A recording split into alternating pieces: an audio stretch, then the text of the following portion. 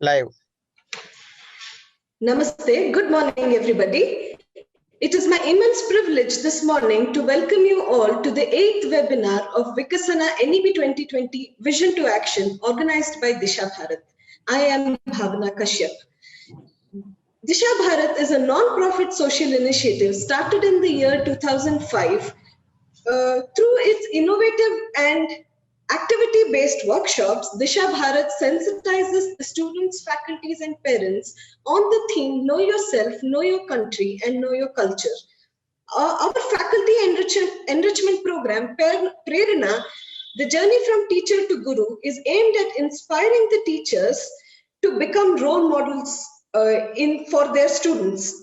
These workshops not only sensitizes the teachers on various quotients like the emotional quotient, intellectual quotient, social and spiritual quotient, it also demonstrates to them the different methodologies which can be used in the classroom situations, keeping in mind the different learning styles of students. The topic for today is NEP 2020 towards creating a robust ecosystem for research and innovation. We have with us two extremely eminent speakers here today. Professor Sunaina Singh is here to talk to us on curriculum towards building a research culture, and Shri T.V. Mohandas Pai is to address us on the topic indigenous approach to research and innovation. I wholeheartedly welcome the speakers, all our dear participants and viewers on Facebook once again. I would like to now request Dr. Sushma Bhavle, the retired principal of Maharani Lakshmi Ammani College for Women, Bangalore, and a well-wisher and a pillar of support to Disha Bharat, to introduce to all of us Professor Sunaina Singh, ma'am. Over to you, Dr. Sushma, ma'am. A very good morning to all the participants of today's webinar, Vikasana 2020. It gives me immense pleasure and it's my honor to introduce a very renowned educationist as the speaker of today's first session, Professor Sunaina Singh. Professor Sunaina Singh is among the most prominent leaders in higher education in the South Asian region. She is currently the Vice Chancellor of Nalanda University, an internationally renowned university located in the state of Bihar. She is engaged with the huge task of rebuilding the renowned ancient Nalanda University. Professor Singh has also been the Vice President of Indian Council for Cultural Relations. For her contribution in promoting Indian higher education and culture, the Academic Union of Oxford honored Professor Sunaina Singh as Honorary Professor of Oxford University in December 2020, which in the citation acknowledges her remarkable achievement of reinventing the historic Nalanda University and its academic architecture. As a distinguished academician and administrator, Professor Singh plays a key role as a member designate on several distinguished boards at the national and international level. Professor Singh is a recipient of several prestigious awards. To name a few, Vishwa Kavi Rabindranath Tagore Award by Oriental Heritage 2020, Innovative Vice Chancellor of the Year by Asia Today 2020, Most Admired Woman in Education Sector by Knowledge Review 2019, International Education Award 2018 by British Parliament, House of Lords, London, Bharat Shiksha Ratan Award 2018, Education Leadership Award by World Education Congress 2017-18, and many, many more. Madam also has a very unique distinction for her contribution to social causes. Inspired by her sterling leadership and commitment to philanthropy, a group of citizens have established a foundation in her name in Hyderabad in 2015. The foundation is driven by her vision of building a better society through the education of economically challenged girl child.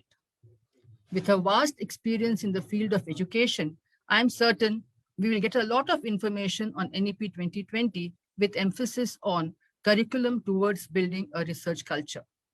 I now request Professor Sunaina Singh to address the participants. Thank you.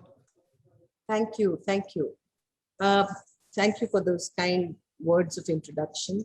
I must congratulate Disha Bharat, which has as its motto, vision to action, vision towards action.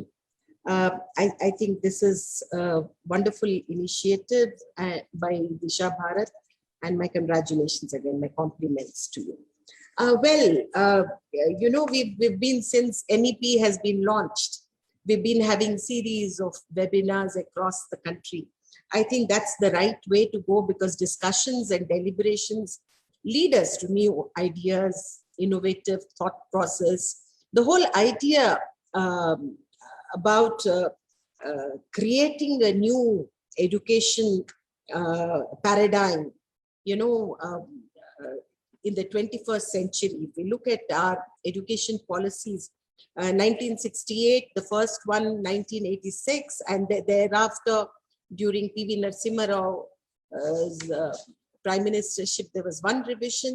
But this is the first education policy of the 21st century, which sort of gives us a direction, a roadmap. It charts the way for future education.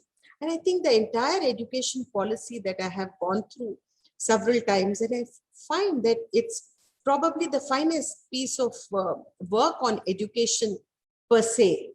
But the proof of the pudding lies in eating.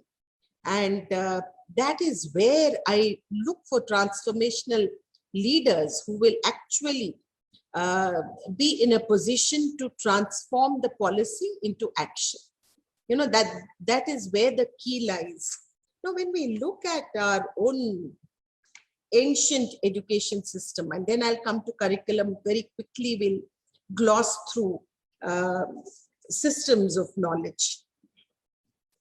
What was the aim in ancient India where education is concerned? And the simple answer is that the knowledge system of India prepared individuals for life. It was a holistic development. It was not just an intellectual process of growth. It was a holistic process where the emotional, where your culture, in all aspects, an individual accomplished the art of learning. He evolved, in many, many ways. And that's how education needs to be in totality. Because when we look at our own curricula, we find that we are focused only in one direction. And that is, how do we disseminate knowledge? How does a certain student learn a few things? Now, this goes on from school to college, from college to university, and thereafter some of them do take the research route. But what we have lost in the process of growing is the creative endeavor to develop and evolve, Atmanavidhi that we call, that somewhere goes missing, and that is a primary concern. I think our curricula and our research that we build in universities somewhere lacks in focus. We may be restricted to creating research in certain areas, but the fact remains that India has not innovated in a huge way compared to other countries. Our patents, if you look at our scientists and, do we have somebody whom we can look up to, scholars who have been able to create patents that are quoted everywhere? I'm sure they're there, but all these have been scholars who've gone abroad, done research or postdoctoral, and emerged as top-notch scholars. Within Indian institutions, we are not able to. Barring Indian Institute of Sciences and some of the top science institutions, IITs, it's been a difficult scenario for universities. Now, having said that, I think we also need to look at what are we and where are we going with the NEP. I think the whole concept of NEP is to reimagine higher education, reimagine education per se, because it does cover the school education and other facets of how the educational journey should be. I think it's one of the most remarkable text, I thought, because part 1 deals with school education, and then you go to 2 with higher education, and 3 with other key areas of focus, and making it happen, the 4th one. I think today we need to posit on how do we make it happen. You know, we need to look at the curricula. How do we reinvent ourselves where education is concerned? And Tagore had said that a lamp that is not lit cannot light others. You know, I think this is a very telling quote from Tagore, because unless we learn to pass on the ethics of knowledge, the culture of knowledge, it's very difficult to sustain, retain and sustain it, and then proliferate knowledge per se. That becomes a challenge.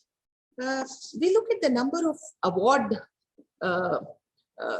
giving institutions. There are almost over 1,000 institutions in India. And you have about 55 central universities. You have 157 national institutions, you know, right from IITs, IIM, petroleum institutes, and the like. Number of institutions. What is our contribution? Is something that we need to worry about. And that is where NEP lays down a plan. And I think that plan moves, you know, the first direction that we need to look at where curricula and research is concerned is the institutional development plan. It's called IDP. What can be the institutional development plan? Do the institutes plan for a decade as to how the courses would be? You know, Board of Studies generally meets in every institution, and they only tweak courses. You know, in India, we have not learned to revamp courses altogether. I think it's very important to take the emerging areas of knowledge. What are the challenging knowledge zones that require intense research and reading, particularly given these raging uncertain times of pandemic, where all of us have learned to battle and learn to live with uncertainties, and yet wear a smile on our face and be as positive as possible. While we do that, I think it's important to look at epidemiology itself. What is the kind of research in the health sector? We found during these last 1.5 or 2 years that there are a lot of gaps in the health system per se. So that's a potential area for research. Environment, again, a huge potential to look at diverse sectors of environment. Culture per se, because man seems to be lost in the maze of uncertainties. You know, it's an existentialist crisis that we live in. Are we able to hold on to our culture? You know, that's something we also need to posit upon. So that there are a lot of things that can be done. So bottom line here is, do we revamp our curricula? Is the curricula prepared in such a way that it leads to research? I think searching minds is what is required. You know, children per se are very inquisitive and curious. Does our education system kill the curiosity in the later stages? Does it kill the inquisitiveness? You know, our school education needs to be completely revamped. We might be very good at doing a lot of things because our courses are packed, you know, and in that sense, probably some might say that it is holistic, but it is not. There are huge gaps there because somewhere the personality is lost. The child is lost. You lose the creativity in an individual. So what NEP has proposed, and I'm going to focus, take off from there, it proposes an exit plan, you know, with a diploma, with a UG, or 3 to 4 years, a certificate.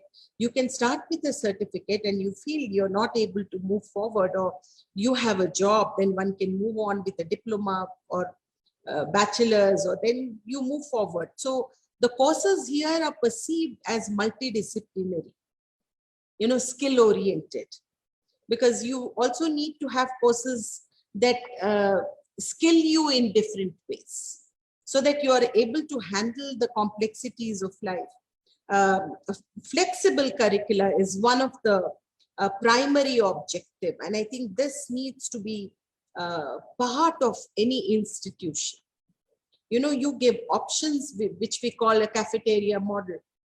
You know, in fact, in India, I generally say that our spiritual system itself is cafeteria model. Our gods, you know, you can pick and choose a Krishna or a Shiva or Saraswati, and then they become your Isht Devta. So you can pick and choose, you know. We have that kind of a culture.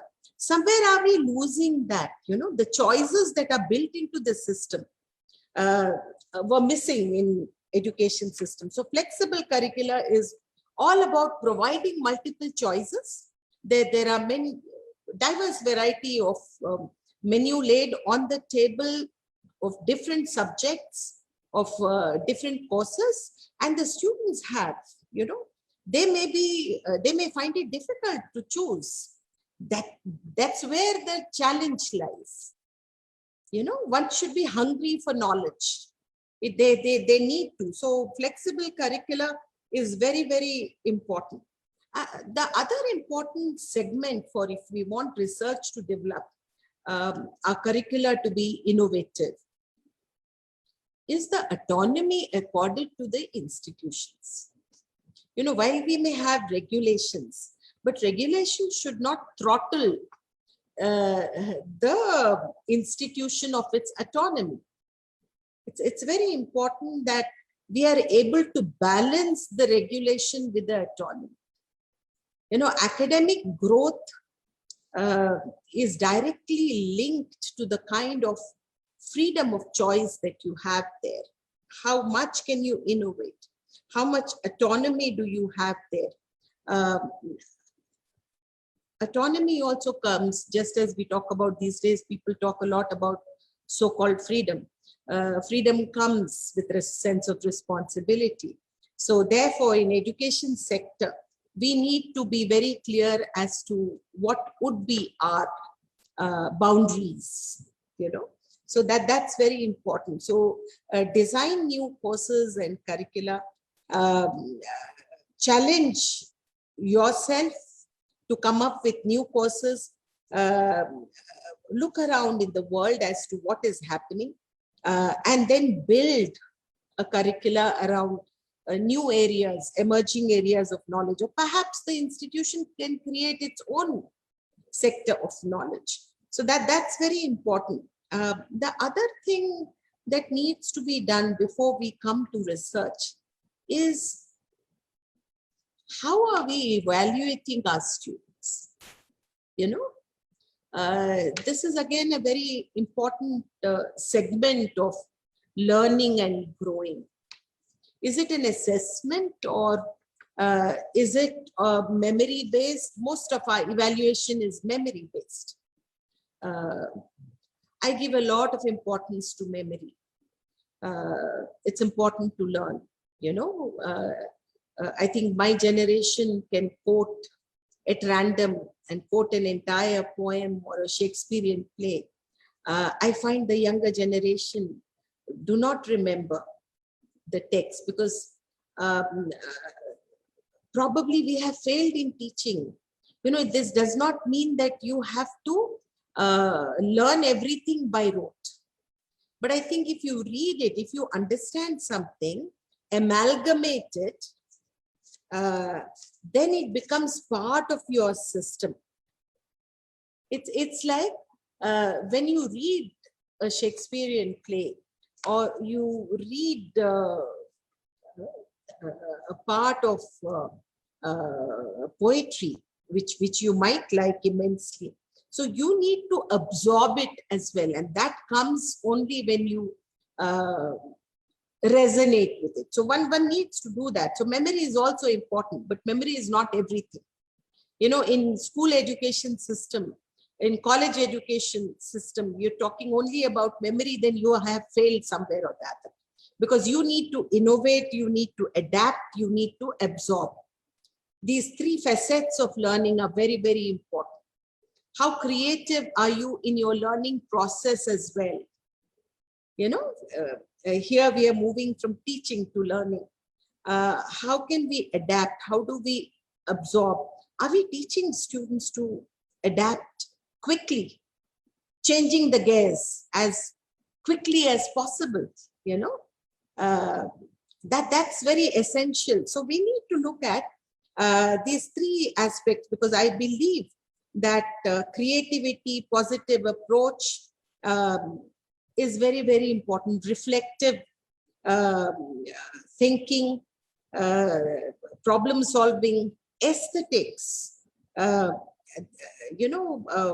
perseverance. These are qualities that need to be part of your research as well, because otherwise one tends to move away from the primary aspect of learning. The Dutch historian Rutger Bregman, now he wrote a book called Sapiens of 2020, that is utopia for realists, you know. So he's trying to say that most people are basically very good. And what we need is we need to build ideal worlds. I think that is possible only in education sector. That is possible only with teachers. That is possible only with institutions, where we are able to imbibe in them a reflective tradition. We teach them the significance of sciences, you know, which is not just based on theory. So the practical approach, practice-based learning, problem solving, or aesthetics and creativity, all this happen with a positive approach. And I think that's very important. Education, therefore, needs to be experiential, holistic, integrative. It should integrate. When we talk about interdisciplinary days or multidisciplinary, I think it's very important to be integrative in your knowledge system itself. It should be inquiry driven and discussion based. And I already said it needs to be very, very flexible. Now, when we look at institutional development plan, I think adequate autonomy needs to be given to institutions to posit on how they frame and how they revamp, you know, how we need to keep revamping our curricula, how we need to frame and learn to reframe periodically. Do we involve advisors from outside? Do we get some experts from outside to help us?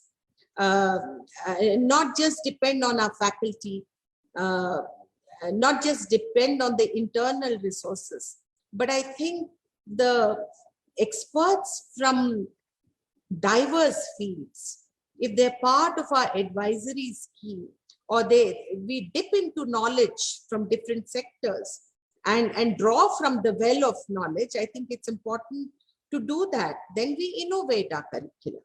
So I think that's very important. When we talk about, NEP talks about,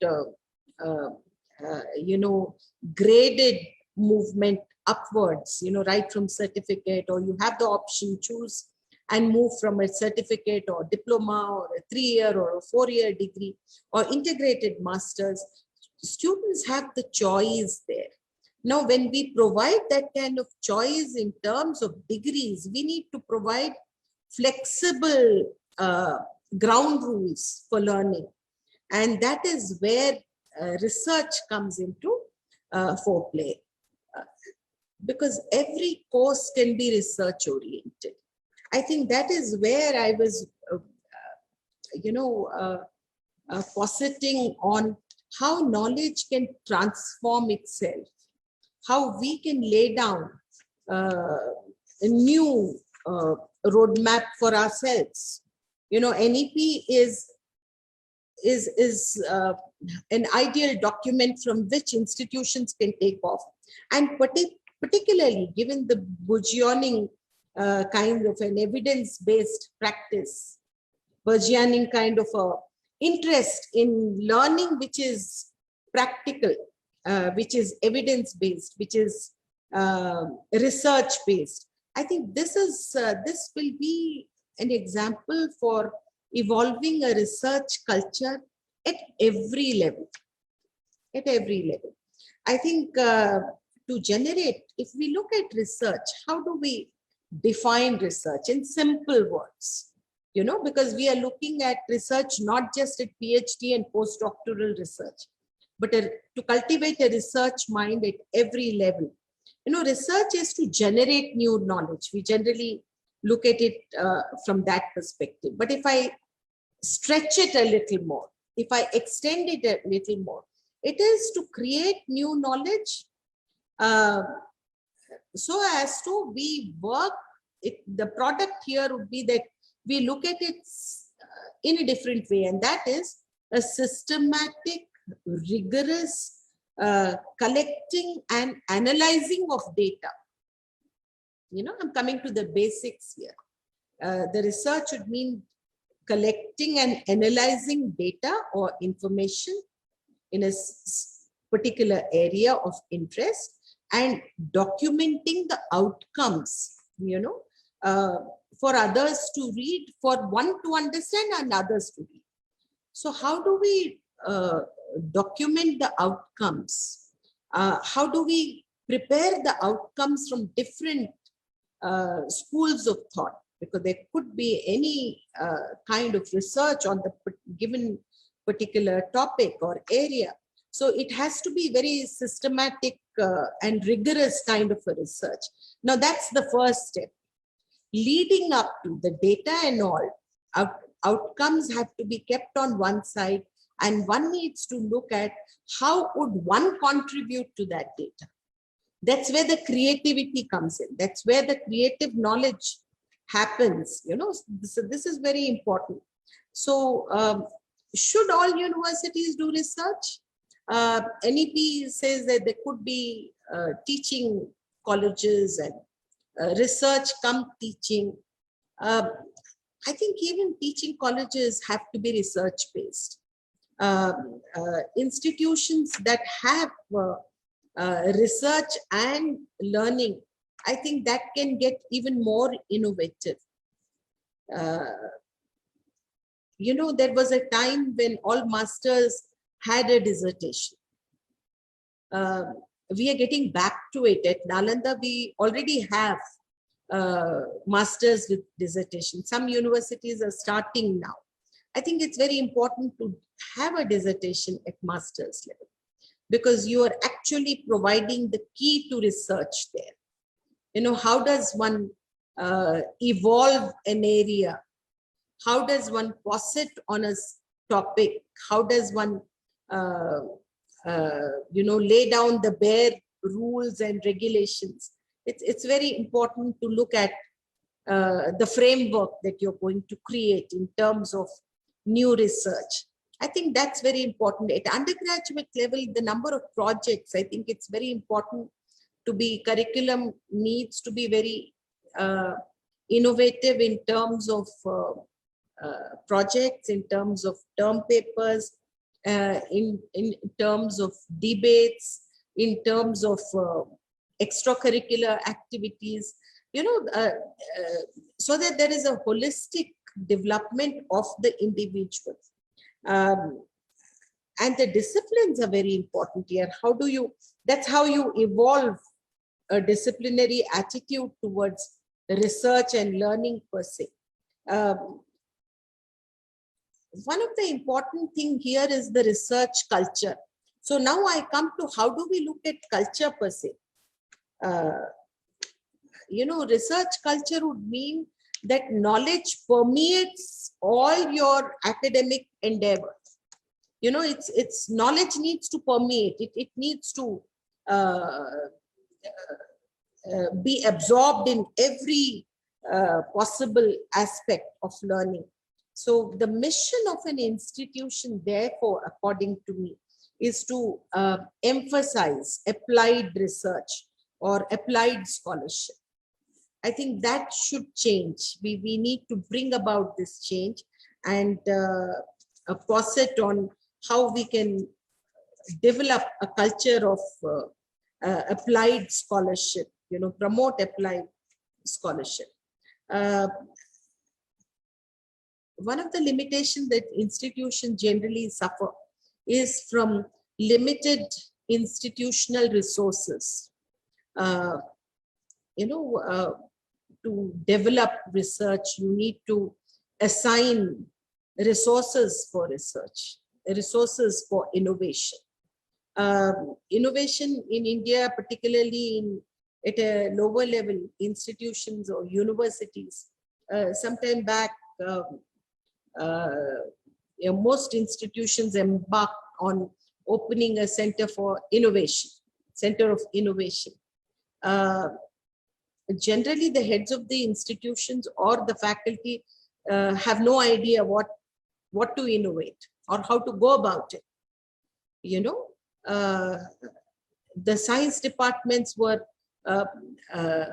doing a great job, but you find social sciences and liberal arts or arts, they found it a little difficult to think, of an idea, how do we present? Now, this could be any form of new idea or concept that needs to be evolved, that's going to impact the society culturally or nationally. I think that can be evolved. So that the concept of let there be some kind of, we get experts from everywhere to address in the institution as to what is innovation. What is the theory of innovation? How should research, in what line should research move? I think it's very important that institutions take this up, get some leaders of innovation, get some scientists who have been able to accomplish, because it's important to get experts to inspire and also lay down for the younger generation how important it is, to look at everything from a new perspective. Probably that is where innovation will start, a fresh perspective. So I think it's important to get experts to talk. There has to be extension lectures and talks for everyone and not just subject specific. No matter what the area, everybody should be there, out there, because we never know what one is going to absorb and learn and take off from there. So resources, ample resources will ensure creation of labs, be it social sciences or even a lab for arts. You have different segments, where you provide a space and the systems, all the material. Let the students, let the faculty sit together and work in a group, because group endeavor is also very important, because these days man is too isolated, and that's creating a lot of problems. Today we talk about collaborative research, but that does not happen everywhere. So I think it's very important to have group endeavor here. So budgeting needs to be there. We also need to, this is the distinctive research culture linked to the curricula, that needs to be created in institutions as part of the academic growth plan. Strategic alignment at every level. Because when we say flexibility, there's a menu of courses, alignment, interdisciplinary, multidisciplinary courses. How do you align? I have here courses in ecology and environment management and other historical studies. And then we created a course on critical thinking. And I find it is very difficult for my faculty to understand why should my students do critical thinking. You know, that's been one of the challenge. So, you know, it's a very interesting thing. When I looked at it, I said, well, students, if they want to, then somebody said, no, critical thinking is more about philosophy. So no matter how you look at it, probably there are one or two ideas that will click somewhere. That will, so we might have to get more faculty to do critical thinking, but that's essential. And, you know, in interdisciplinary approach, you need to get history of science. You know, if a student of history says, why should I study about science? Can be a choice, but the history is important. So probably you need to create new ground rules. You need to create that flexibility. You know, for them, it's encroaching into their own time. That mindset has to shift, has to change. So we need to get, if we say that tomorrow, let there be a music class apart from yours, you know, so we should not have faculty or to say that, well, music is not the domain. They are actually learning physics. Why do they need music? They might need it. So we need to be flexible there, be it critical thinking, be it music, be it any form of learning. I think that will also give, and it should not be too heavy for students. For them, they should be able to learn from it. That's the strategy also. So strategic alignment with courses. Therefore, I said, this is very important. How you align. We may not be able to align very well, but then it means that we need to learn how to align. Clear goals is something which is very important for schools, for courses at undergraduate level, at postgraduate level, or research level. So specialized research leadership needs to be provided by the faculty to the students. Research leadership would mean how proactive, how supportive the research division is to the idea of research of a single student, or which also means that if you look at, there's a database now created by UGC on our PhDs. And we find that most PhDs have been repetitive. Most PhDs have lost their relevance because the same topics, there ever so many theses there without any new contribution. So therefore, I said research is about analysis and outcome, but also contribution. What is your contribution? You need to end. So we need to look at, so that is where the research division or the faculty need to look at if this area has been over-researched and there's nothing new to contribute, you know, which may not impact your day-to-day lives, or it may not impact culturally or nationally or internationally. I think it's time to look at new areas. Then probably the research division of the school has to highlight and say these could be possible areas, because when after their masters or MPhil, when the scholars are generally guided by the faculty. So if the faculty says you do this research, they do that. So that's where faculty has to be more innovative. That's where teachers need to think from a centralized perspective. Promoting research clusters is another way to do it. Amongst the students also. So you can start with research clusters within institution, outside institutions, internationally, wherein you take up a topic and create diverse clusters who will be looking at different aspects of it. And you have a meeting ground there. So that is very essential. For all this, the important thing is that you need to have a strong leadership. Change is always difficult, and people are not amenable to new ideas. They like being in their comfort zones. Why the change? Why should we do that? We are already doing this. We are very good. We don't need to. So which means that we have already killed the innovative or the novelty within oneself. We are not even willing to explore anything by ourselves. I think that is where the explorative, intuitive and evaluative mind should be active. That's where we need to, that's where research happens.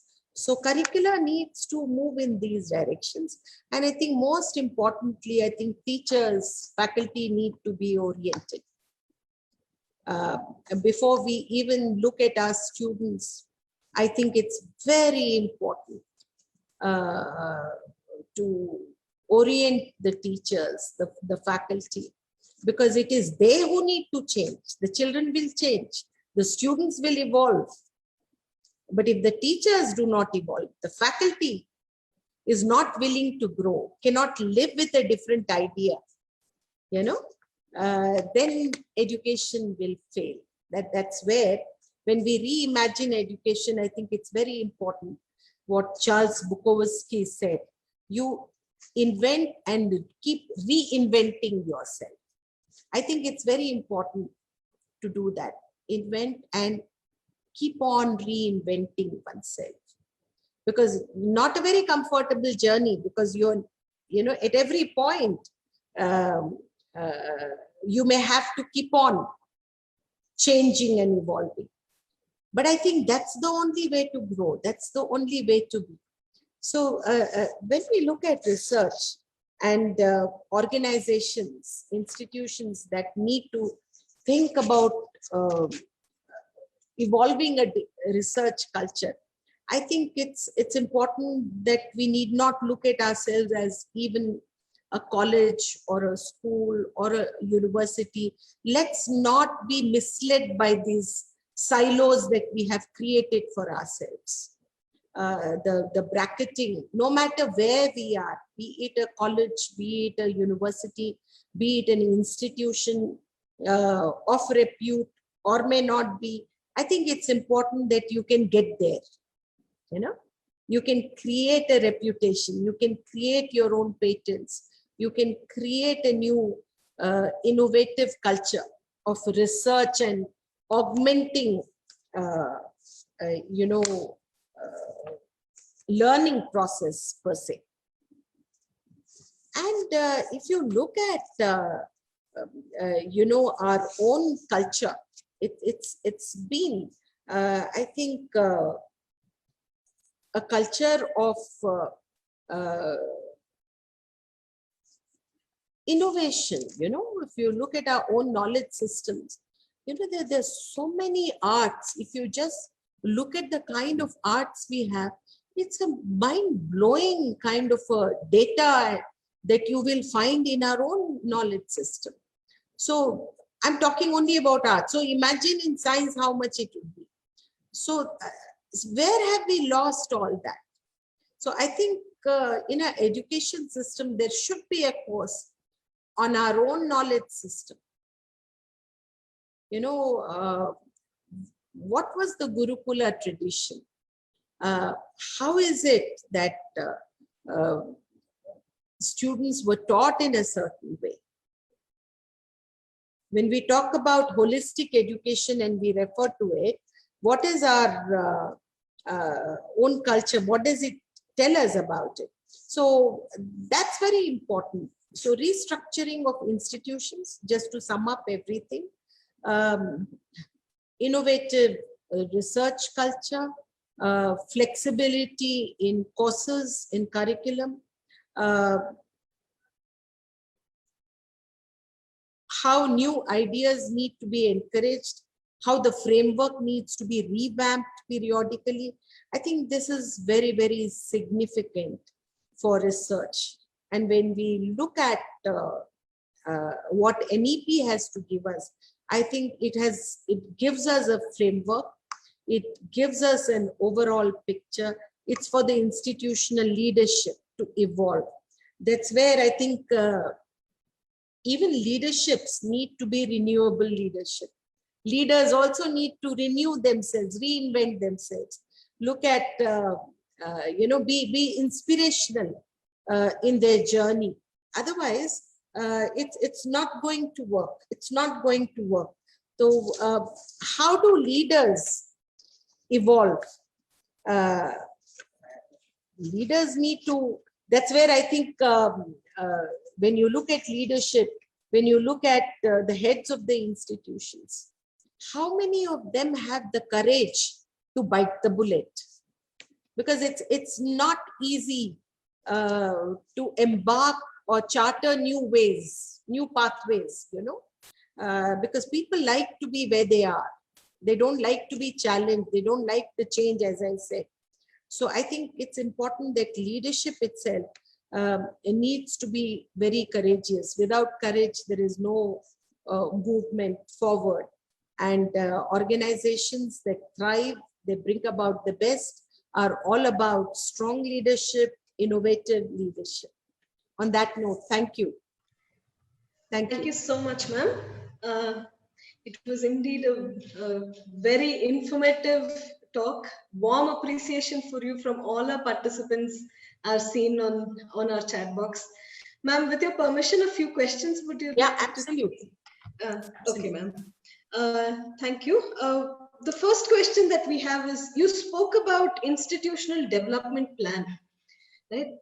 What are some of the key parameters that institutions have to keep in mind while developing one for their own institution? What are some of the key things that an institute should keep in mind? That was one of the questions. I think the foremost thing is flexibility that they need to bear in mind. Because institutional plan is not for all times. It needs to be structured in such a way, and I don't believe in 5-year plan or 3-year plan. I think we can look at it all year by year. You can look at it at any given point of time, and you believe that you need to add to it, tweak it, bring about some novelty to it. I think you should keep doing that. Because institutional plan needs to be flexible and not just time bound, because our board of studies and curricula is made for 3 years, and then we look at it after 3 years to revise. This is the general thing that I'm talking about across the country, across the institutions. So what is so sacrosanct about 3 years formula? So I think it's important that we be flexible, evaluate ourselves. So it's very significant that we have an audit mechanism, and this audit need not be an external body. I think it's important to look at how do you define your institution. That's where leadership also comes. So in institutional plan, leadership is very important, because the leaders have to chart the way, and they have to be both inspirational, they have to be scholarly. It's important that scholars are brought in as leaders, because they understand knowledge better than anybody else. And how do we prepare curricula? This is very important. So flexibility, leadership, preparation of curricula. Where preparation of curricula is concerned, I personally believe that we should be open to inviting experts. Need not be on our board of studies. Don't tie them up to any parameter per se. It's a free flowing ideas. So you can have, don't call it a workshop as well. So you can have a kind of a brainstorming dissemination session where you can look at new areas. So institutional plan has to be drafted in such a way that these are the things, so that curricula keeps evolving every time. The other important thing, as I said, how do we orient our faculty? The faculty should also be open. They should be thirsty for new knowledge, or how do I teach new areas?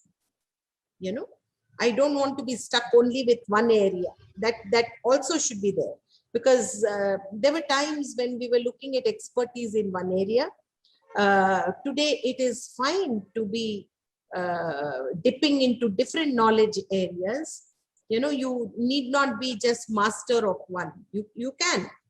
So challenge your mind and capabilities and get into new areas. So faculty needs to be oriented. And I think faculty needs to be evaluated also. I feel strongly about that. And if some of the faculty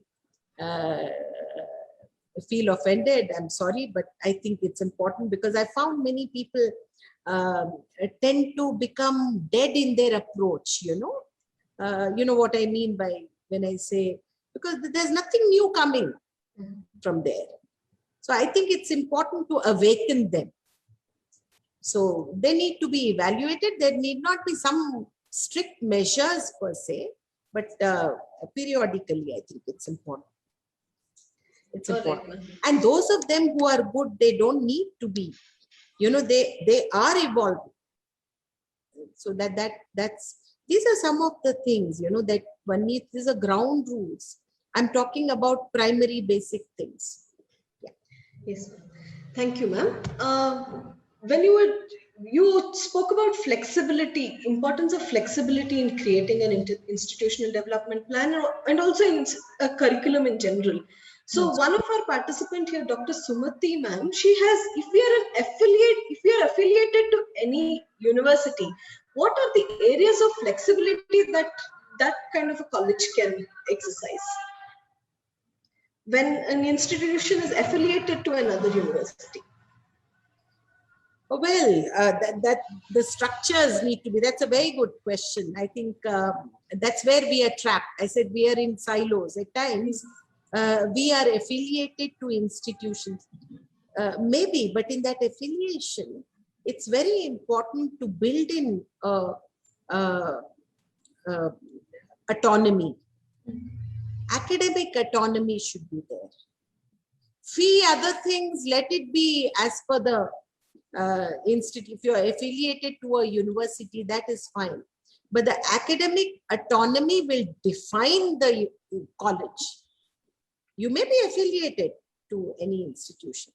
So that is where I think a rigorous pursuance of one's own autonomy to formulate new courses or to define a specific.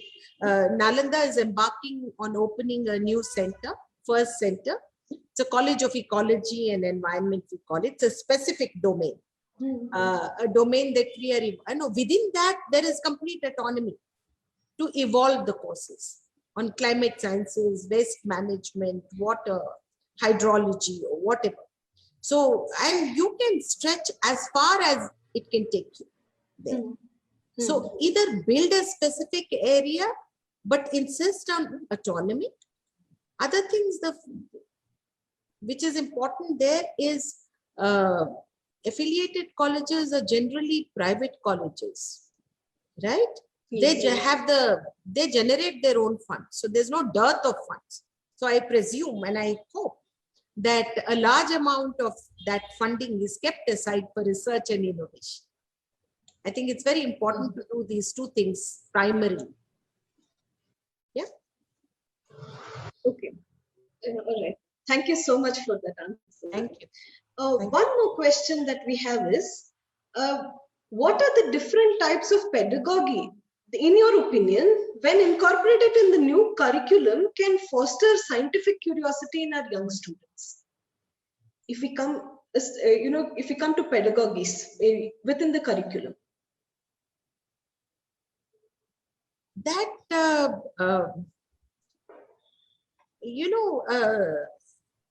pedagogy can be evolved, as I said.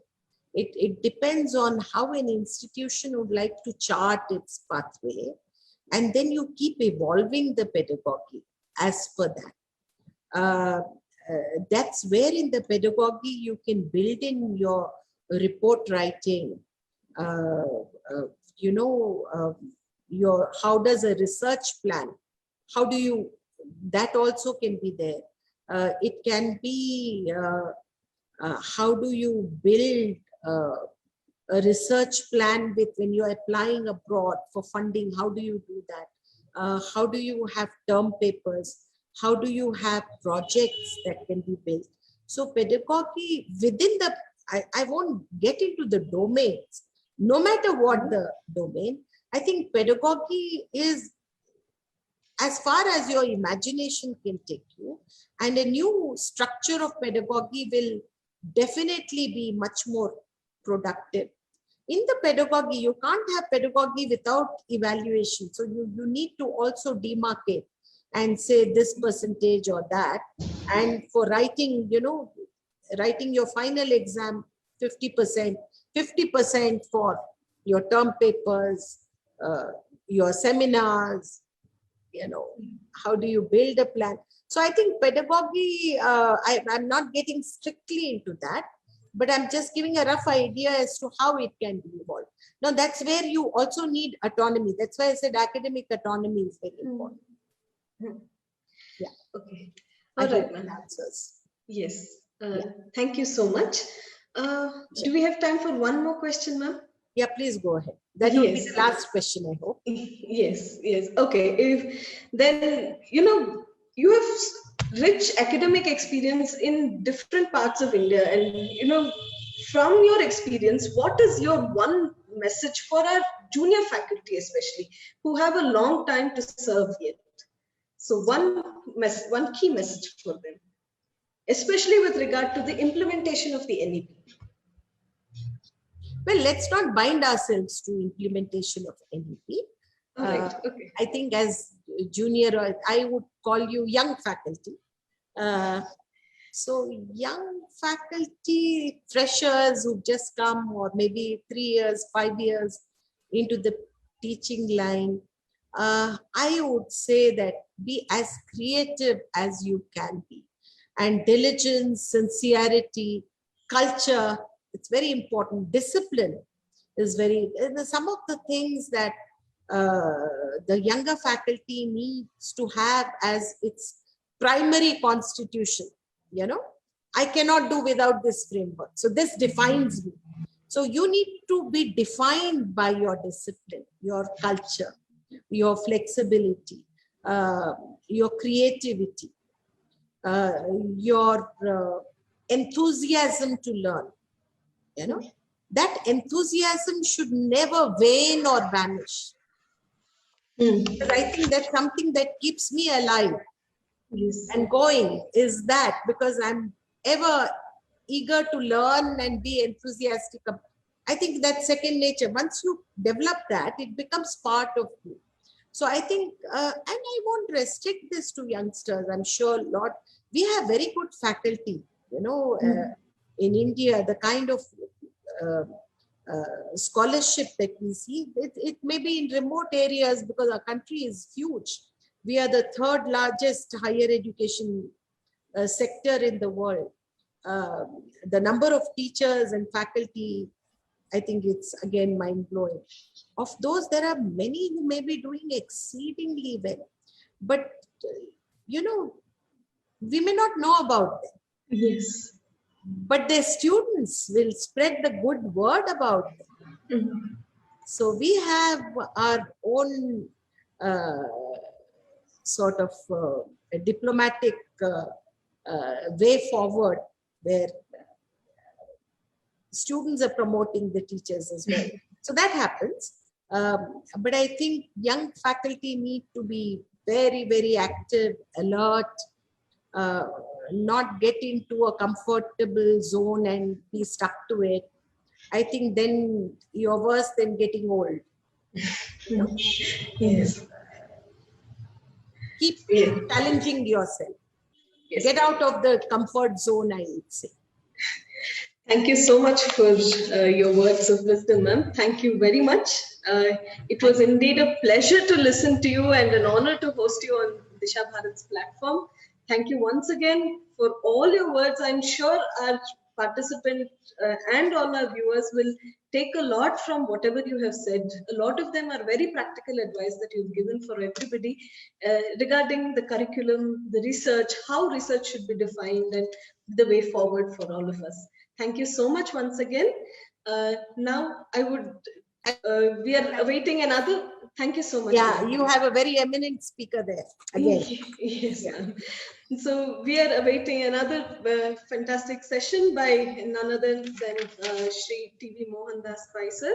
I would request Sushma ma'am to introduce him and take the session forward. Lavanya ma'am, can you please, the volume is not there. Sushma ma'am's volume is not there, ma'am.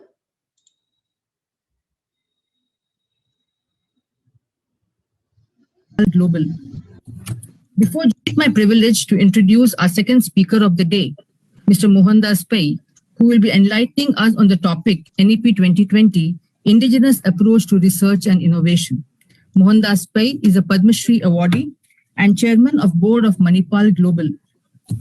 Before joining Manipal Global, Mohandas Pai was a member of the Infosys Board of Directors and head Administration, Education and Research, Finance, Human Resources and Infosys Leadership Team. He is also the founding team member and in the Board of Trustees, Akshaya Patra Foundation, which serves food to millions of children through its midday meal program. He joined Infosys in 1994 and served on its board from May 2000 onwards. He was the Chief Financial Officer from 1994 to 2006 and was instrumental in transforming Infosys into one of the world's most respected and widely known software service companies. Mohandas Pai was an integral part of the Infosys team that enabled the first listing of an India-registered company on NASDAQ. He was voted the CFO of the Year in 2001 by IMA India. He won the Best CFO in India award from Finance Asia in 2002 and Best Chief Financial Officer in the Best Managed Companies poll conducted by Asia Money in 2004. Mohandas Pai believes that illiteracy and lack of education are the roots of social backwardness and has, as a result, worked extensively in the basic education sector. He brings his insights of the Indian education system, his international exposure, and his experience in building an international brand and the personal credibility he enjoys with business leaders. Mohandas Pai, while he was the advisor FICCI Higher Education and Skills Committee, made certain recommendations in his report, Higher Education in India Vision 2030, all of which have been accepted while drafting the NEP 2020. I now request Mr. Mohandas Pai to address. Thank you. Thank you. Folks, thank you very much for inviting me. I'm very happy to be here to speak on this very, very important topic. And this is very important for us as a civilization and as a country and for the future of this country. Now, if you look around the world and ask yourself the question that despite having possibly the world's largest higher education infrastructure, why do we not have our universities among the top 100 or the top 50 in the world? Now, India has more than 1,015 universities, both private, public, semi-public, etc. 52,000 colleges, 3.8 crore students in college, and India has 1 crore young people graduating every single year. And the social statistics is very interesting. Yes, scheduled castes make up 16.6% of population. They make up 14.5% of students. Scheduled tribes make up 8.2%. Students are about 5.8%. The backward community makes up 40% of students. 36% of students are for the community. Muslims sadly make up a very small percent of students. They make up 15% of population, but only 5.2% of students, even though the enrollment is going up by 7.5% plus every year for the last many years. And we are seeing higher education become an agent of transformation. But in the sphere of quality and R&D, we are not succeeded. And this is a basic question that we need to answer in this seminar. And the reasons to my mind are very, very clear. India has not invested enough in research and development, despite having a long history of indigenous knowledge systems and leading the world in chemical technology, in metallurgicals, in philosophy, mathematics, etc., and being at the forefront of knowledge for many, many 100 years.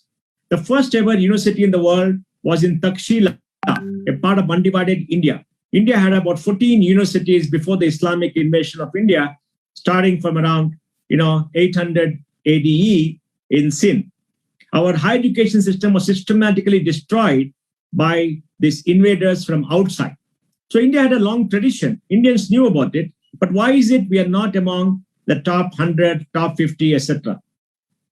Now, a university exists for two reasons: creation of knowledge and dissemination of knowledge. When India became independent, the then government under Pandit Nehru did not focus on educating our population adequately. When Mao Tse-tung took over China in 1949 as a communist regime, he made a very famous statement: "Women hold up half of heaven." And he proceeded to educate China's women and China's young people. Literacy today in China is 97% because of the focus on women education. Pandit Nehru failed to make India literate. I think literacy in this country at the time of 1947 was just 11%. He focused on promoting a few top of the pyramid institutions, but did not focus on enough literacy programs to educate and give primary education to the mass of our people. As a result, by 1991, if I remember rightly, literacy was only about maybe 40%. And today we are at 77%. Literacy is the foundation of higher education. And our gross enrollment rate in 1947, that is the education taken by young people 18 to 23, was extremely poor. We did not have many universities. They were there, some of them started by the British and started by Indians like Pandit Malaviya, but there were not many.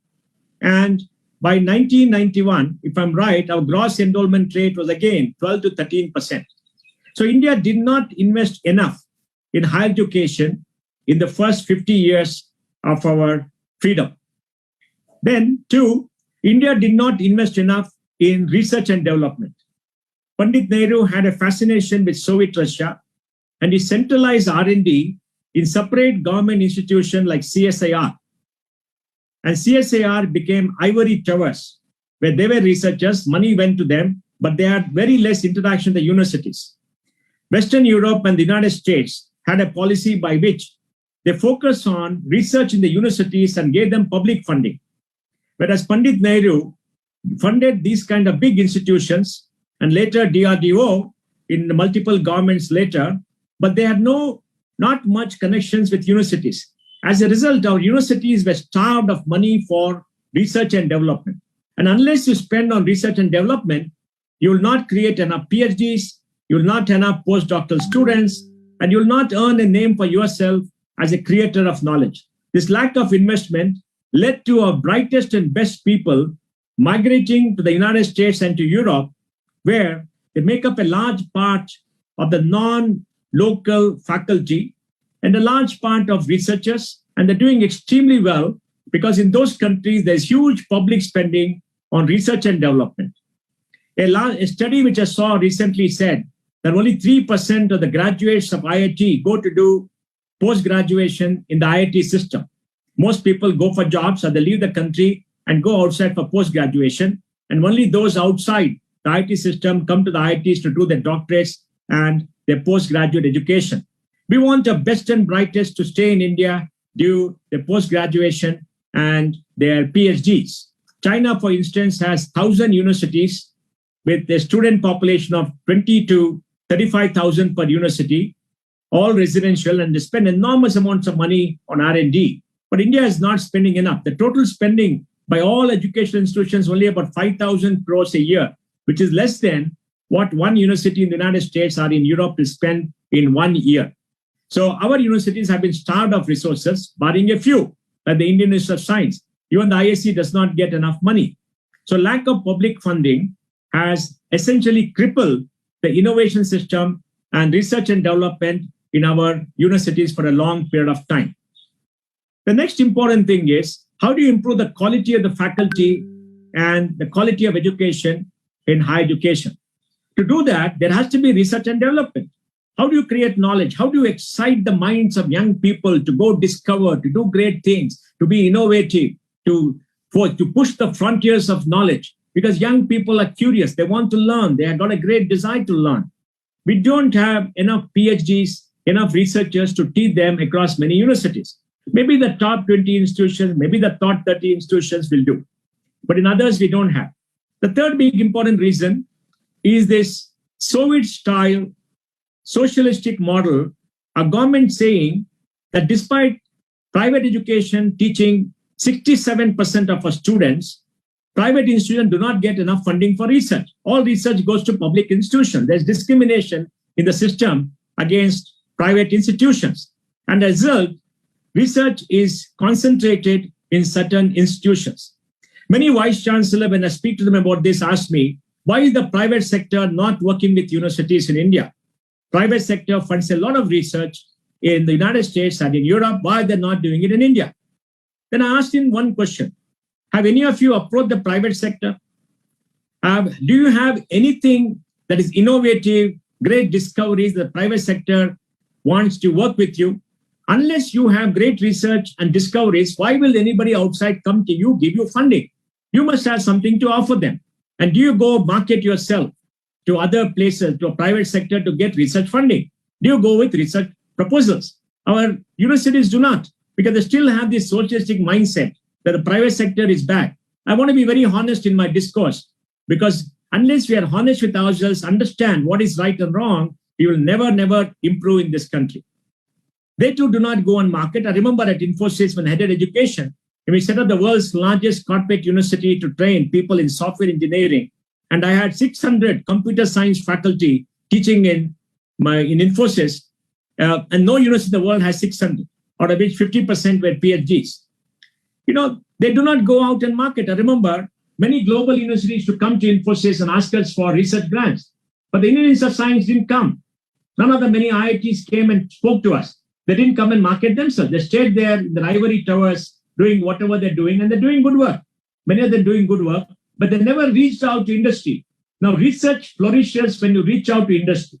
Now, research can be of two types, blue sky research and applied research. Blue sky research is essentially long-term research, which is run in universities and research institutions, which takes a long period of time. It takes a lot of time and a lot of money and effort. And applied research, you have to work with industry because application of that research is there. How did Silicon Valley come into being? Silicon Valley came into being because a huge amount of money spent by the US government on frontiers areas of research in the Valley, and companies like Hewlett-Packard and others working with Stanford and other people to create a culture of innovation and partnership between universities and private companies. And that's how the United States to dominate the world after the Second World War. But that has been the history of research and development in this country, and that's the reason why we don't have a top universities. In terms of teaching, our top 100, 200 universities are very good. We are a teaching-based university system, not a research-based university system.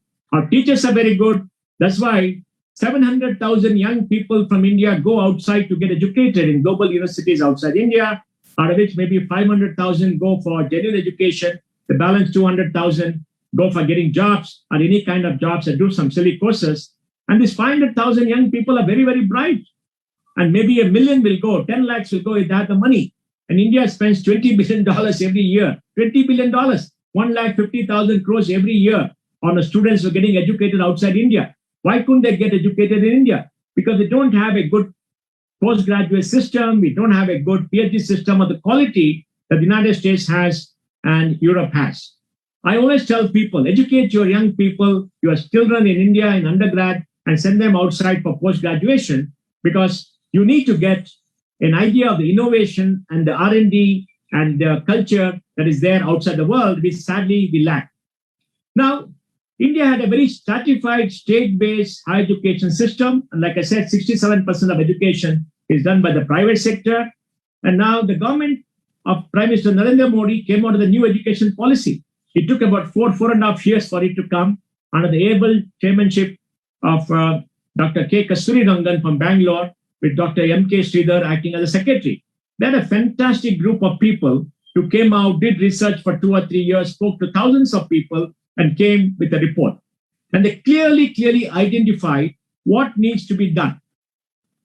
First, they said, we must change the education system from a rote-based learning to a curiosity-led learning, to a discovery-led learning, where young people will not be forced to mug up a curriculum and do an examination right from class 1, but they will be guided to discover many new things for themselves. And it's a very important aspect of the new education policy, because when you're children, you're curious. Your brain is plastic. You ask questions. You're full of wonder. You're discovering how is the word, what is happening, why this, why that. When we put a child into class 1, we beat everything out of the child. We make the child repeat monotonously. We make the child go through a structure, and the child does not have enough time for discovery, too much of homework, too many things. And we kill the curiosity in the child. Curiosity is important. You must retain curiosity all your life to learn, to discover, to do many things. And innate curiosity is a fundamental basis of the human existence, the fundamental basis for research, to learn, to create new knowledge. And we systematically destroyed curiosity. So they said, we must have an education system for young children, which is based upon discovery, doing things with the hand, interacting with the neighborhood community, and doing topics of their interest broadly. And it must be broken up into 3 components. And in the first component, you have more of handwork, more of learning. In the second component, a lighter curriculum. And third component, a possibly heavier curriculum by the time you finish class 12. And every child should have 12 years of education. That is a very fundamental basis on which to create a new education system and reduce the overload of information. In our school education system, we pump information. Information is today available in Google, is available on the net. All the common knowledge of humankind is available there. Do you need a teacher to give information? No, you need a teacher to guide you, to answer your questions, and to be a tutor to you, and to be a mentor to you, and help you in your voyage of discovery in school and in college. You don't require all that information and the cramming and the notes and all the rote-based education. Then they said the higher education system should be reformed to have a system by which in 4 years you can get a honors degree. In the first year, if you do, you may get a diploma or a certificate. 2 years, you get a diploma. 3 years, you get a degree. And the 4th year, you get a honors degree. And you can have majors and minors. That means you'll not be stuck in a particular course. You'll have a choice of subjects, and you can mix and match the subject. Universities must be multidisciplinary. Why can't I do a degree in science with chemistry and physics as my major, with philosophy and maybe sports as my minor, with dance and music as my minor? Because remember, both the left side and the right side of the brain had to be activated. We had to be creative and we had to be logical. Both things have to be there. Creative is about lateral thoughts, leaping and imagining things that don't exist. Whereas logical is about, doing things step by step to learn and to get the rigor of learning. So they said, you must have a mix and match, and students would have the ability to do 1 year, drop out, go out, come back, do 2 years, do this, do that. And they should have the ability to do degrees in various colleges and various universities and not be stuck in one course. Now, this is very revealing. And why is it revealing? Because you are essentially catering to the needs of the student. Now, our education system is a result of the Industrial Revolution. If you study the history of education, you find that education 1.0 arose in India, China, and Greece, old civilization. Europe has not existed at that point of time. They're probably doing something else. In these countries, you had the Gurukula system at the Academy of Greece, and a similar thing like a Gurukula in China. And what did they do? You went to a teacher's house, the teacher taught you, you stayed with the teacher, and they tutored you, and you learned by questioning, you learned by answering. Just like Nachiketa questioned Lord Yama on many of the questions, and because of his immense question, he was given the boon. We remember all that, right? Because the student is supposed to question. And when the student questions, the student becomes confident. The student understands. Students start thinking. We want people to be thinking. A human being is a thinking being. A human being is not a static being. A human being can think. You've got huge brain capacity. 100 billion neurons in your brain will go on connecting the synapses all of the time. Great capacity to retain memory in your brain. We hardly use a fraction of the brain power that we have. And we can only use it if you're curious and we learn, etc. And all those things can only happen in a very free atmosphere. So you need flexibility in education. And that is a great, great recommendation.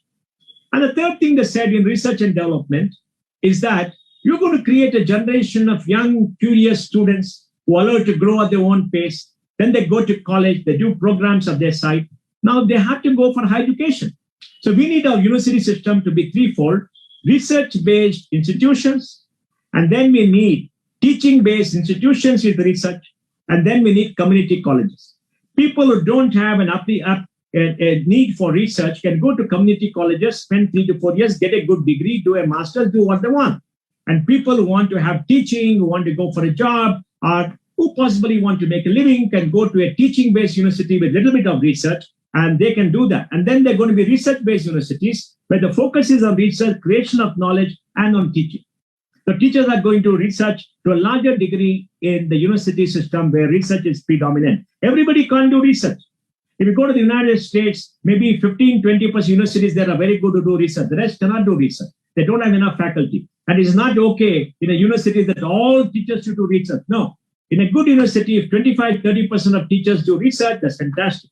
In a teaching university, 5%, 10% do research, that's very good. Because research means you have to spend 70, 80% of your time doing research and understanding things and reading and doing things with the hand in the lab.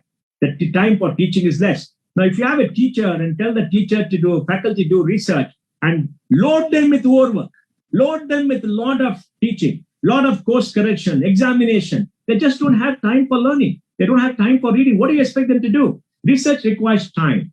And that's why the faculty should be free. And all faculty cannot do that. We have 16 lakh faculty in our university system, 16 lakhs. All of them can't be researchers. If 1 lakh of them become very good researchers, that's fantastic for this country, will be a knowledge superpower. But they must be given time. Their teaching load should come down. They must be given time to go to conferences, to learn from others, to present, to understand. And they must be giving research assistants to help them do the research. And a lot of investment should go in. You can't have a teaching-based system. So there's a classified 3 things. And I think that's a very important thing to do because universities should make up their mind what they want to be and how they should hire the right kind of faculty and what they should be. And this idea that everybody should do a PhD, everybody should not necessarily, in my view. You can be a master's and you can be a very good teacher. Some of my best teachers that I know were ordinary graduates. Some of them had postgraduate degrees, some of them had PhD degrees, but they're very good teachers. Why? Because they loved teaching. They could communicate, they could explain, they were enthusiastic, and they had this passion for teaching. The passion for teaching comes to many people, and I think that's very important. And the passion for research comes to certain people. So you got to see where your passion is, where your inclination is, and choose this career. For that, we need to create a system that people can make a choice, and people can go to the right system. And then they said, we need to have a national research foundation for funding research in technology, science, and humanities as an apex figure. So create an institution where government will give money, maybe 10,000 crores a year, non-lapsable grant, and they will have a group of high quality academics, and research funding will be on a competitive basis. Now, this is very important.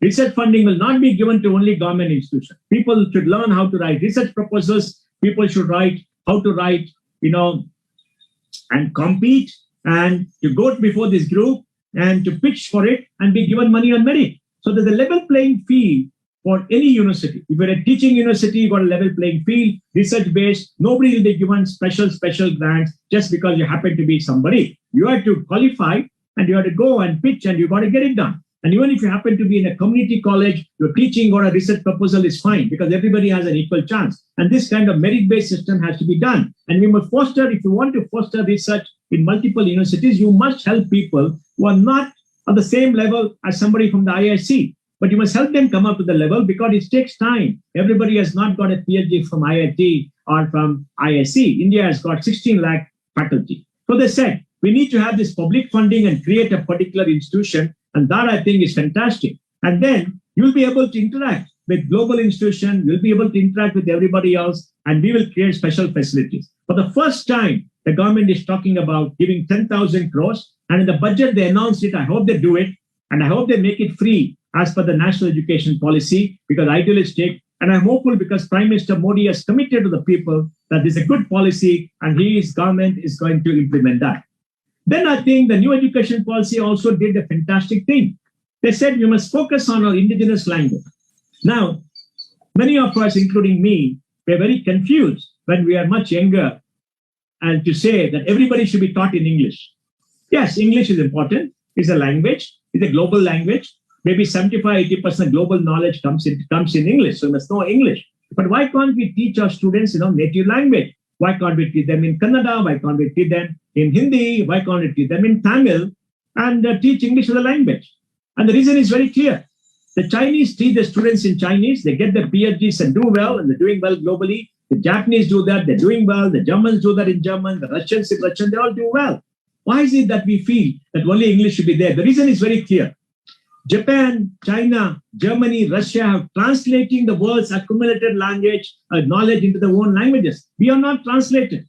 You have enough content on science and technology or the best knowledge in the world in Kannada, in Bengali. You don't, because government has not invested for the last 60 years. So we are destroying the link with the civilization. We are destroying the link with what we think. When we are born, we speak the mother tongue. And our mother tongue can be any language. And we think in our mother tongue. And then we translate that into English. At least all of us did. Now children are starting to learn English, which I feel very sad. Because that is our culture. We must be part of this context. So we must learn our languages. And language is a means of communicating culture, of civilization and everything else. And this is extremely important. So why can't we teach them? So they must have translation bureaus. And we must make sure the knowledge is translated so the students can learn easily. You get a person who stays in a rural area, who speaks Kannada, Hindi, and put him in English language, they will not succeed. It will be very difficult for them to compete against urban children, right? And the great majority of people speak the local languages, and it's quite okay. In fact, recently the government has said they're going to teach medicine in Hindi and local language is very good. They must translate, but you must learn English as a language. So you must not be shut out from the world. And that is our culture and civilization. So focus on Indian languages, focus on translation, focus on the creation of knowledge there. And focus on indigenous knowledge systems. That's very important. We have a history of chemistry in science. We have a history of surgery. We have a history of Ayurveda. We have a history of yoga. We have a history of metallurgy. And we have a history of mathematics, indigenous mathematics. We gave mathematics to the world. We gave the decimal point, the fraction system. We gave the zero. We gave quadratic equations, which came through the Madhava school in Kerala. All these were taken to the West. And they were called the Indo-Arabic numbers. Now they're removing the Indo, which you must fight. Because without the zero, there'll be no computers, there'll be no software, there'll be no nothing. So it happened in this land. Our astronomy was fantastic. Our astrology is fantastic because they could predict the planetary stations and they had great methods of calculation. I went to an observatory in the Bhubaneswar where there's a great astronomer, and he calculated the distance from the Earth to the moon to maybe 99.5% accuracy by looking at the shade cast by the full moon on sticks in the ground. So they could conceptualize, they could think why they retain their curiosity. And we have a great mathematical tradition. And that we have to learn. And why should we learn? Because as Indians, we must have pride in the knowledge system. And looking at all this knowledge, understanding all that, we must make sure that we observe all that and we stand on our own feet as a nation which generates knowledge. And that can be taken forward by applying modern methods of research, by modern methods of, and structures of research to understand all this and take it forward. Because we must be rooted in our soil and we must understand our indigenous knowledge system. For example, in the field of medicine, Ayurveda has a very strong history of looking at leaves, looking at shrubs and looking at seeds and creating system. Why is that? Because they're done it by observation. And if you synthesize all the chemicals that are there, we can find new compounds. Now, innovation can happen anywhere. And by yoga, you can find out how the human physiology works, how the human body works. How do you make sure your heartbeats are controlled, your blood circulation goes up, etc. These are important things. We must not laugh it away. So Indian system should come along with modern medicine, modern science, and fuse them together so that we understand how we live and how we work. Because in indigenous knowledge system, we have learned how to work with nature. India is the only civilization in the world where in the social totem pole, the knowledge seeker or the learned person was the top. in our culture, our culture, every kingdom had a Rajguru. When the Rajguru came to the king came down from his throne, washed the feet of the Rajguru, made him sit on a place which is higher than him and worshipped him. Why? Because we put knowledge first.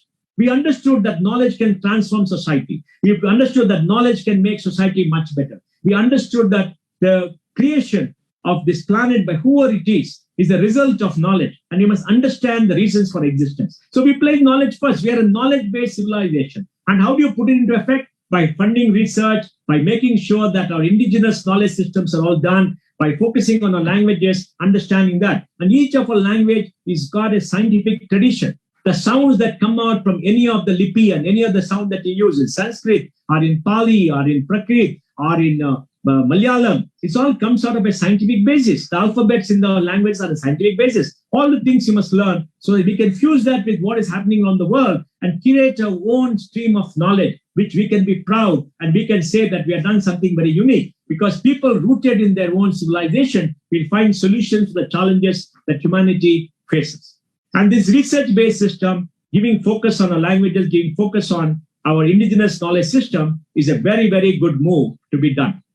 So I think the NEP has a holistic approach to making sure that a child gets good education in school and grows up to be a curious human being, and the child is treasured, and the child grows up at their own pace. Then they come to college and they have a choice, they can do many courses, and they're not forced to do. So many people have said, oh, my parents forced me to go to engineering. I wanted computer science. I got civil engineering and I'm dispirited.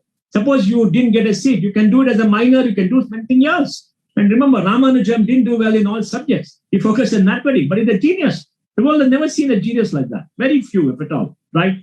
And, we need those geniuses. Maybe they're there in this country. We are not giving them opportunities. And that they are the ones who expand the frontier of knowledge. So allow the student to come up. And then create the coursework for the university, which is very flexible. So there is student focus. This education system is student focused. And then it answers the question, how do you expand the frontiers of knowledge? By giving funding to everybody based on merit. Whether you're public or private or semi-private, it doesn't matter. You'll be treated equally. And then how do you promote your languages? How do you promote your own knowledge system? How do you make sure all people in this country have access to knowledge? And then they spoke about continuing knowledge, continuing education. Till the day God takes you away from the planet, you can learn. Our mind is curious. That's the beauty of the human being. We keep on learning. And how do you make sure adult education, everything is there? So the entire new education policy is very holistic. It tackles many, many issues, all the complex issues, and gives flexibility to universities. And today, the policy has been accepted by the cabinet. It's a national policy for India, and universities should have full freedom.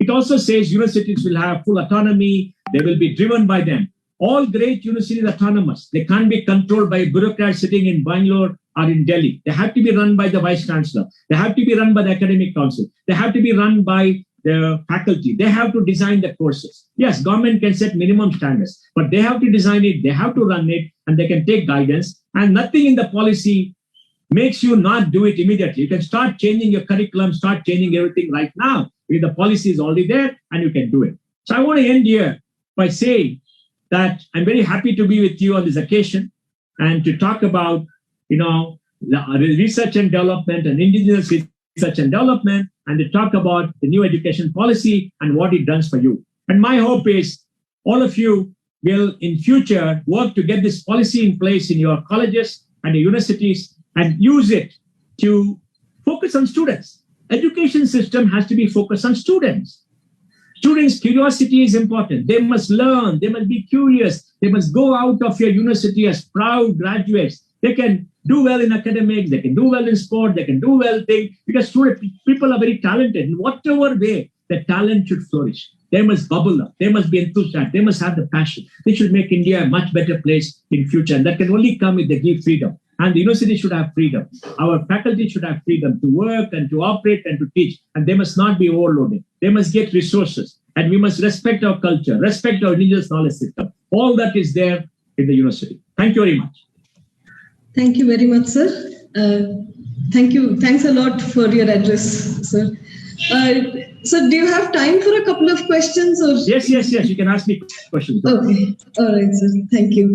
Sir, the first question is, given that the teacher-student ratio is very high in education institutions, how could a teacher facilitate quality research among his or her students? Look, like So I that- said, everybody can't do research. All right? It's not necessary everybody to do research. You focus on teaching. Let's be very clear. The 16 lakh faculty, do you want all of them to research? Not possible. You must have realistic assumptions. Whether are you a research-based institution, teaching-based institution? All right. It's not necessary every student does research, but you must put students on the way of discovery of knowledge. They must discover, they must do projects, they must do their own research in discovery and finding out and putting it down on paper or whatever it is to understand so that thinking gets crystallized. That is important. And now when you talk about student-teacher ratio, I'll give you data. Karnataka student-teacher ratio for colleges, I think, is about 15 or 16 students per one teacher. Bihar is about 30, UP is about 30. So not in all parts of the country you have a very high ratio. Just see the new iShare report. You'll find out the student-teacher ratio in all universities, in all the states, everywhere, and you'll be surprised at the diversity.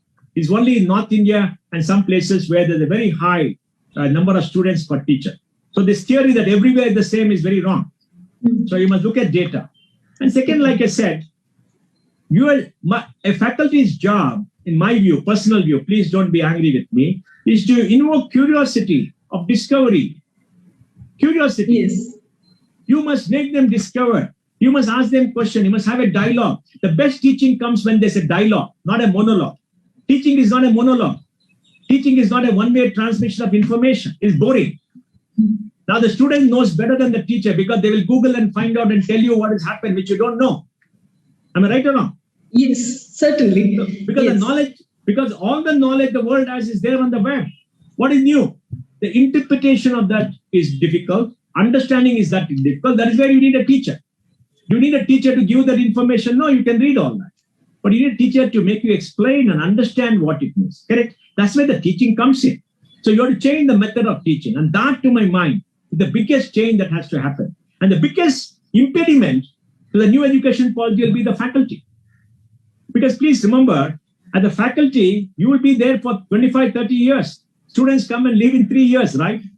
I come and do a degree, I leave in 4 years, 3 years. You'll be there for 25, 30 years. Now you've been around for 10, 15 years. You've got another 10, 15 years. You must change the way you teach, the way you do. For that, the university should enable. And change will only come if faculty changes the mindset. University change the methodology and the pedagogy. All that has to come.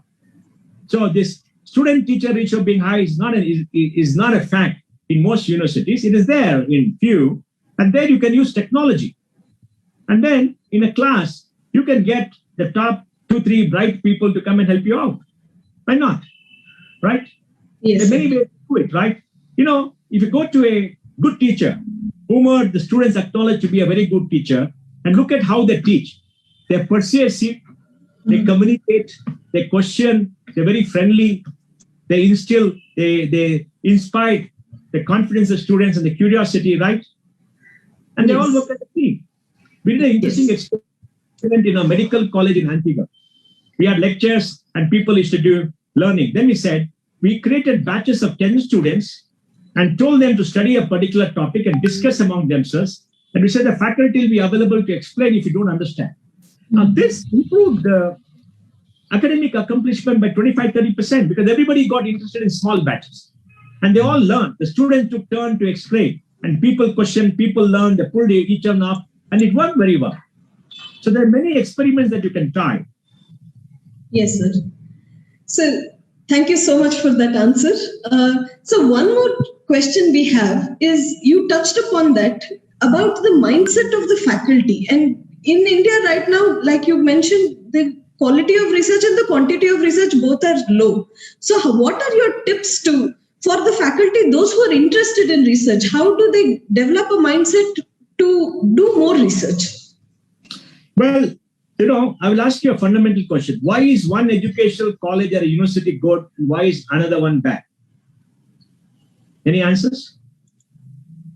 So could be a variety of reasons. One is how interested the teachers are there and how they communicate with the students and what is the quality of research. Everything I think is involved there. Be the basic difference between a good institution and not so good institution is the leadership of that institution. If you have a headmaster or a principal or a vice chancellor is very good, is interested, they'll all get the faculty together. They'll change the pedagogy. They'll make sure the curriculum is updated. They'll make sure that they're very liberal think in teaching. Am I right? Yes. Now, teachers should be given the freedom to do many things which they want. Now, if you have an academic institution where teachers get freedom, they can go talk to the principal and say, this is what I want, this is what I want to do, then that's the starting point. Second, the principal, the leader should talk to all the teachers and ask them, what is your interest? Do you want to do research? Do you want to do teaching? Where are you qualified? What is your interest? And then ask them. And they do a 360-degree assessment among their peers to find out, whether the inclinations are correct, what it is. And then allocate work appropriately. And those who have an aptitude for research, who have an innate curiosity for research, want to do research, their teaching load should come down. Now, if you're asked to teach 3 hours, 4 hours a day, do the classwork, do the examination, correct those papers, you can't have time for research. Am I right or wrong? Yes. You need time for thinking, time for reading, time for research, time to work with yourself and with 2 or 3 people. So reduce the teaching load for the 15-20%. So that they can spend more time on research and they can use the fruits of the research to train others. Maybe they can only do master's course and PhD where the student teaching requirement is very low. They can be guides. Am I right? And others can take on a higher teaching load. And out of 100, maybe 5, 10 want to do research, maybe 15 want to do research. Not everybody wants to do research. Am I right or wrong? Certainly, sir. Yes. So you must find out the aptitude and give it to them. And third, you must train them to write research proposal, how to get grants. Yes. Research requires money. You need money to travel, you need money for conferences, and they're just now, you can't take money from the fees. Because, it's very expensive. So, you need to go approach people, approach government, funding agencies, private sector to do research. So you got to train them how to write proposals, how to do things, etc. And maybe allocate 4 to 5% of the total revenues to help these people. By doing all this, you can make a qualitative improvement. And once you start writing papers, you do something, you get recognition. It's a very long process. It'll take 5, 10 years to get recognized, and then you'll be much better. But I've seen in many institutions where faculty take the initiative, they do well. For example, Professor Ashok Jhunjhunwala from IIT has done fantastic work. His IP revenue, IP income today is more than 1-2 crores. He did it on his own. Nobody forced him to do it. Others have not done it. Why did he do it? Because they did it. But the environment in IIT is conducive. So you must have good leadership who will create a conducive environment and enthuse the students and the teachers to give them the academic freedom to do things and make sure that the discipline is maintained, the process is there, the work is done. That's also important. You can't say you do it and lay off and say no reviews. You got to have quarterly reviews. You got to see what has been achieved. Not force them to do things every quarter, but periodically you got to do reviews. You got to help them. And you got to guide them as a teacher, as a principal, and other things. So it has to be done in a very different manner. It can't be done by command and control. All right, sir. So one more question is that. Please go ahead. Yeah, please go ahead. Sure. So you were also mentioning that the quality of research in India is not what the industry expects. Yeah. And there is a huge skill gap there in is there a roadmap in your mind? Like, how can we bridge the skill gap? Look, how has the best universities in the world bridge the skill gap? One, university departments are specialized in fields of knowledge. So if you're specialized, you're deemed to be an expert. Am I right? Yes. So you got to specialize. Let's say chemistry, you need to specialize in chemistry, understand chemistry. Then you must identify the areas of your research. The research can be blue sky research or it can be applied research. Blue sky research could be more theoretical or in the laboratory, or it could be applied research. If applied research, you must identify the research that you're doing is useful to whom. Research cannot be done for its own sake, except if it's blue sky research. It is useful to applied research, is useful to whom?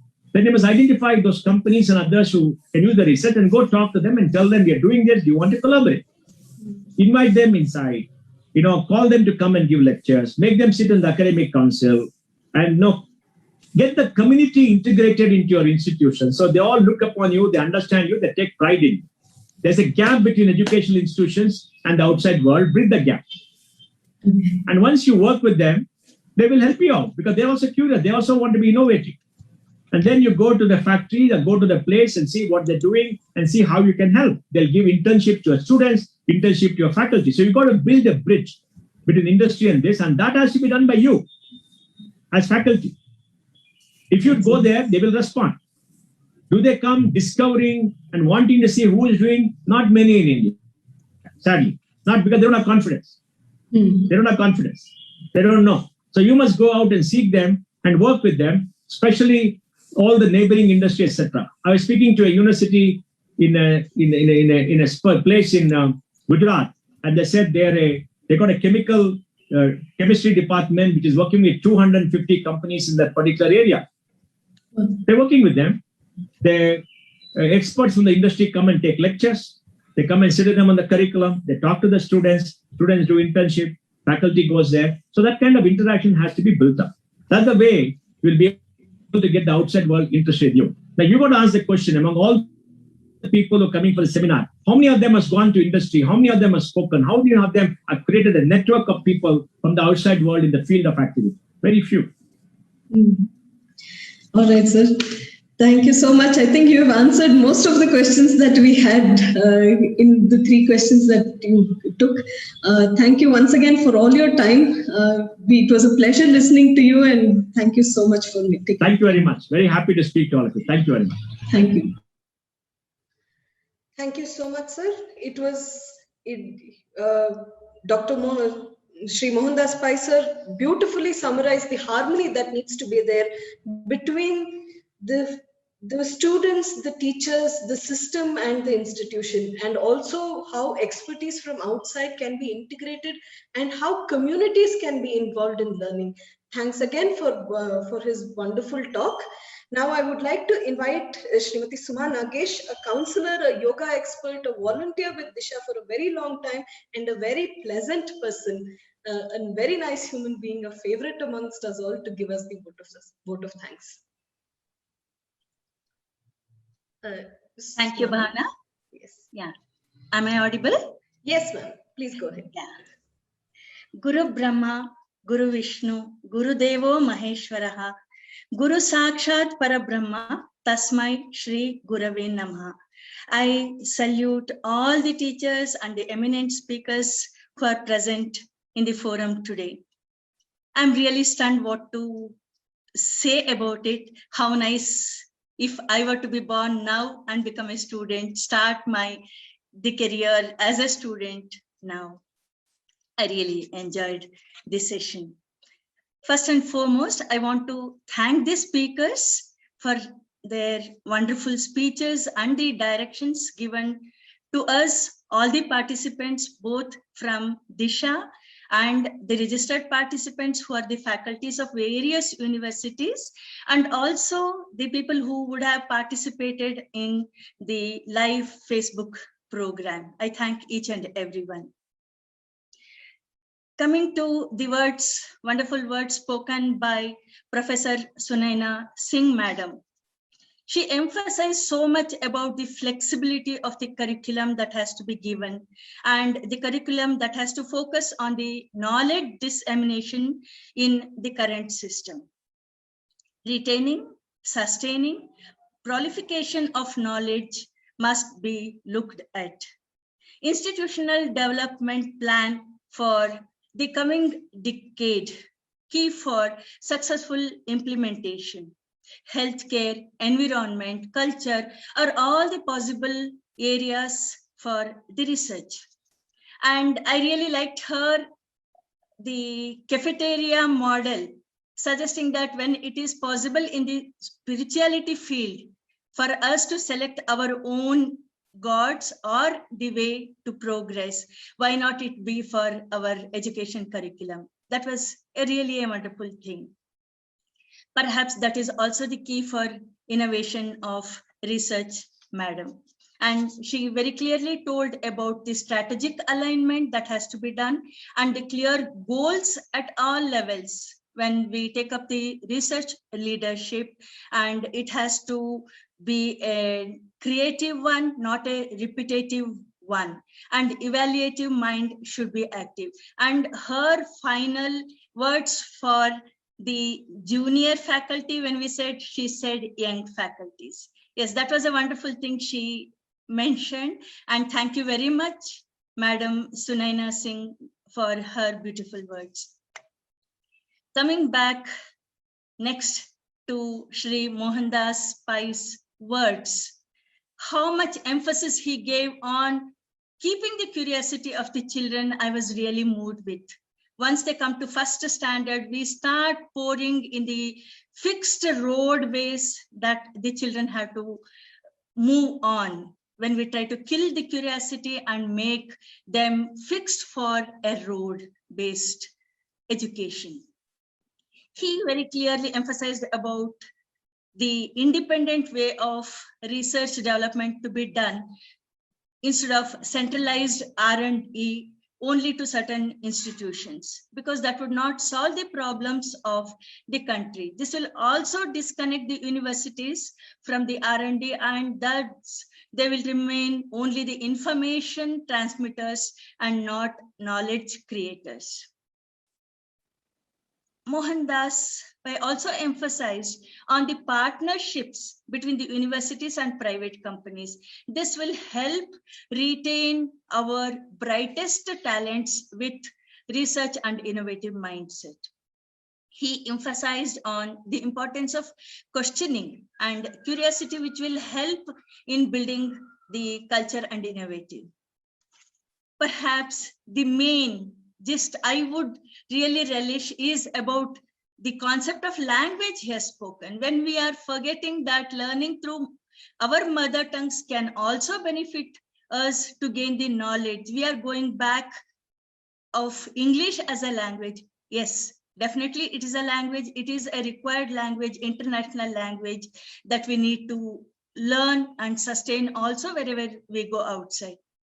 But why not we translate the knowledge into our mother tongue and help the students or our children or ourselves to know better about the knowledge, the science, the medical science, or whatever it is, that would definitely help us to know more about our own culture. That would, the translations and the teaching in the mother tongue would help us to connect with our culture and civilization. These are the wonderful words that Shri Mohandas Pai has told us, and I would really appreciate if all these things are brought into practice in our NEP 2020. And perhaps when all these big stalwarts are working, definitely we are going to have a brightest future for our education system. Both the speakers have greatly drawn attention to the change from soul learning to curiosity-based learning to foster the culture and research and innovation. Thank you, both the speakers, sir. And I'm also overwhelmed to express my happiness also in hearing all these words. Thanks to Disha also for giving me the opportunity. And regarding the subsequent programs, I would like to tell that there are 4 more programs of NEP 2020 Vikasana that are ahead. That is going to be there up to October 2020. And that will be arranged on the last Friday of every month. And regarding the e-certificates, the registered participants who have joined in this Zoom program will be getting their e-certificates provided they give the feedback forms, submit the feedback forms perhaps by tomorrow by 9 a.m. And that is a requirement to get the e-certificates. Only those who fill up the e-certificates having participated in Zoom will get the e-certificates. Now, with these words, I thank each and everyone who has participated in this program, and Disha also for having given us the volunteers also to hear the program. Okay, perhaps with these words, I am concluding my vote of thanks. Now, the government is doing the great work of vaccinating each and everyone possible at the various age groups. Let us vaccinate ourselves as far as possible, stay home, and let us stay safe. Thank you. Thank you so much, Suma ma'am. Thanks once again, everybody, for joining us. Thanks everybody.